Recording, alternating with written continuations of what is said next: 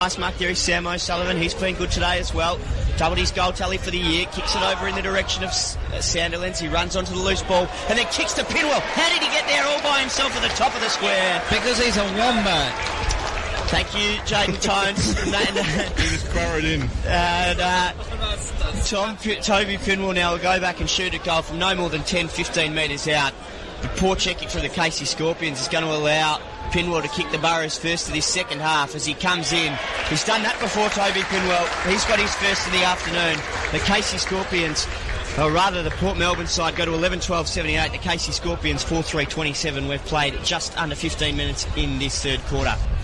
Davis, the man on the mark, and now Thornton elects to kick it long down the line. Half forward, coming across there, trying to take the mark with Nicholson. He needed to punch because the man in front position was Fleming, who marked it. Now running into space is Davies. And Davies gets there and takes a nice mark. Kane, you picked it. Good ball movement from the Borough. And on that occasion, it was Harms who wasn't quite able to go with Davies, who streamed down the ground and led inside 50. And he's marked about 35 metres out from goal. And he'll kick from about that distance and no angle to speak of. He's got an opportunity to extend the Burrows lead. Phil.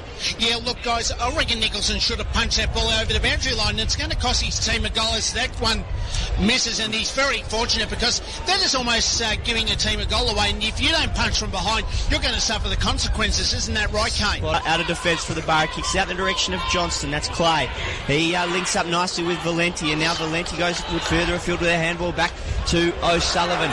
O'Sullivan gives it to Lang. Goal. Lang marks it, has a bounce, has a second bounce, runs inside 50, shot on goal. Lang's got 3 for the afternoon. Very well called there, Kane. Port Melbourne, thanks Jaden, it's Lyndon, but I'll take the compliment anyway. Port Melbourne have got their 13th of the afternoon. They go to 13. In fact, it's their 12th. They go to 12-14-86.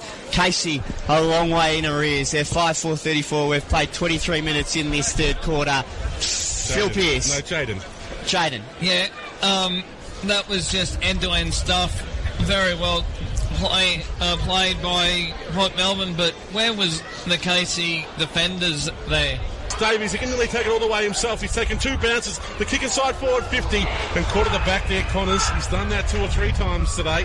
And taking the mark was Corrigan. Yeah, did well, Corrigan. Did well to get the front position. And credit to Morris, who chased hard from the back.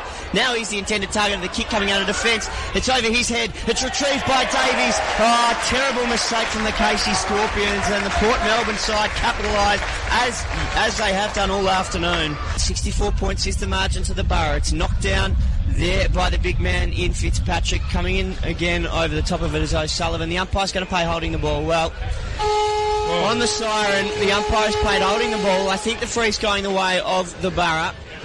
We'll see as the players go to get up. No, in fact, yeah, it is. It is a free kick going the way of Port Melbourne. In those situations, half the time it's an absolute raffle. But you're right, Kane. On this occasion, it is young Thornton, Callan Thornton. You've done well. Into the side this afternoon. Only kicked it one behind. The ground. Yeah, You're a people. Casey supporter. Why wouldn't you just jump the fence and try and fill up some spot down there? That's it. So Thornton's taking a shot at goal. He's going to have to kick from about 55. The man on the mark is right on the attacking 50. As Thornton comes in, the crowd's out there.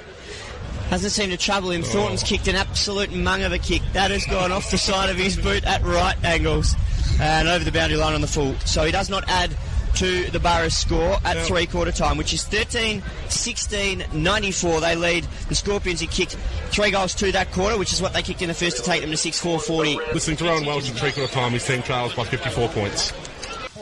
And I reckon we couldn't have played any worse, could we? Couldn't have played any worse with the way we moved the footy. So let's give ourselves a chance, give our forwards a chance by giving it a target and hit it, and let's see what happens. Let's see what happens in the last 28 minutes. Let's go.